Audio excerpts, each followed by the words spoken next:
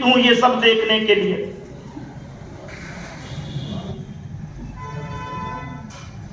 मां की बात को सुन करके भरत रोते रोते कहने लगे, जिये मारे भल भूपति जाना, मोर हृदय सत पुलिस समाना।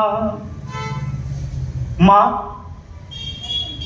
एक बार इस पापी को पिताजी की शक्ल दिखा दी। मैं इस योग्य तो नहीं हूं कि अपने पिता का दर्शन करूं, पर मेरी प्रार्थना है एक बार मुझे पिताजी को दिखा दे। इतना विलाप करते करते भरत जी फिर गिर गए।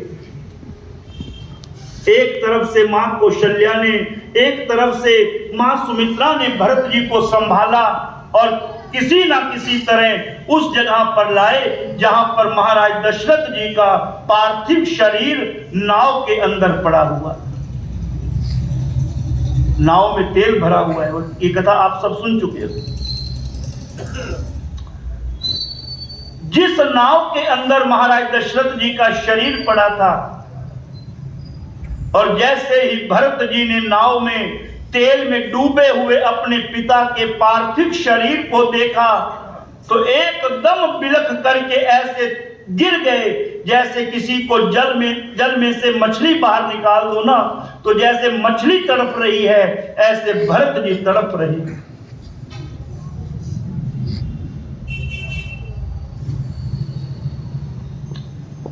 पिताजी के शरीर को देख करके भरत जी कहते हैं, मां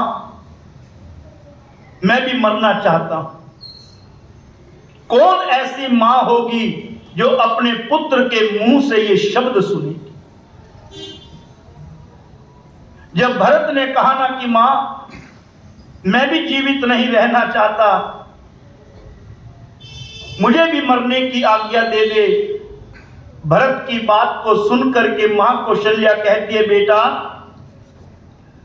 मेरे लाल प्राण मेरे तू, ऐसा क्यों तू बोलता है। मां ने भरत को अपनी छाती से लगा लिया। अंदर रो रही है मां, पर बाहर भरत को धैर्य दे रही है। यही मां है। मां अंदर बहुत कुछ सह लेती है, पर अपनी औलाद को धैर्य दे कि मेरी औलाद का धैर्य ना टूटे।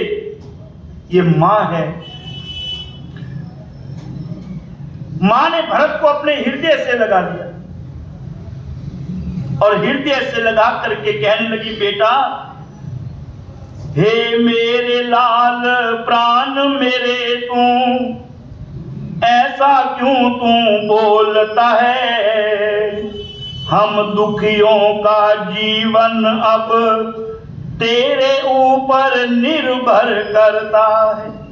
बेटा अब हमारे बुढ़ापे की सहारा तो तुम ही हो, हम बूढ़ों की लाठी तुम ही हो, और अगर तुम ही टूटने को तैयार हो तो हमारा क्या होगा। ऐसा मत बोल मेरे लाल, मेरे लिए तो जैसे राम है वैसे ही तुम है।